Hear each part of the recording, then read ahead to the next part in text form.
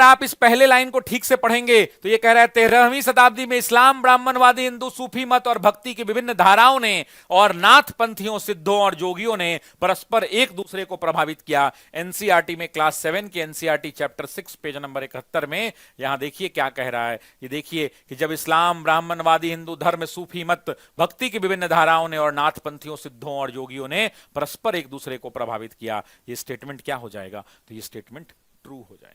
तुलसीदास और सूरदास के बारे में कह रहा है, देखिए यहां पे आपको क्लियरली मिलेगा। देखिए यहां तुलसीदास और सूरदास जैसे कुछ अन्य संतों ने उस समय विद्यमान विश्वासों और पद्धतियों को स्वीकार करते हुए उन्हें सब की पहुंच में लाने का प्रयत्न किया। यहां कह रहा है कि भक्ति भाव अस्वीकार किया, ये गलत हो जाएगा। इन लोगों ने इसे स्वीकार किया था और बोला कि इसका ज्यादा से ज्यादा पब्लिक रीच होगा, इसीलिए मैंने कहा था कि यहां पर टू गलत हो जाएगा। कबीर और बाबा गुरु नानक जैसे संतों की बात हो रही है। देखिए इसी लाइन में, इसी पैराग्राफ में है, कबीर और बाबा गुरु नानक जैसे कुछ संतों ने सभी आडंबरपूर्ण रूढ़िवादी धर्मों को अस्वीकार कर दिया था। तो यहीं पे वही बात की गई है, अस्वीकार कर दिया गया था, सही है। और तुलसीदास की रचना रामचरितमानस उनके भक्ति भाव के अभिव्यक्ति और साहित्यिक कृति दोनों ही दृष्टियों से महत्वपूर्ण है, आप भी जानते हैं। देखिए यहां है कि लिखी गई तुलसीदास अवधि में लिखी गई, ये भी पूछ सकता है कैसे लिखी गई है, तो अवधि में लिखी गई तुलसीदास की रचना रामचरितमानस उनके भक्ति भाव की अभिव्यक्ति और साहित्यिक कृति दोनों ही दृष्टियों से महत्वपूर्ण है,